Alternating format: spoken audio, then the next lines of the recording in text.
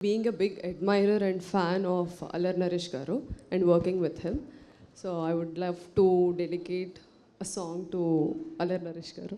Please ఇక్కడ కూర్చొని పాడకూడదా?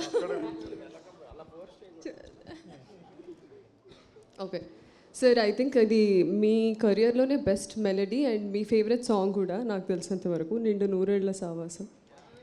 So if అని అంటే ప్రాణం మూవీ మీ అందరు చూసి ఉంటారు. So the song is from that film. సడన్గా ఏంటంటే నాకు సర్ప్రైజ్.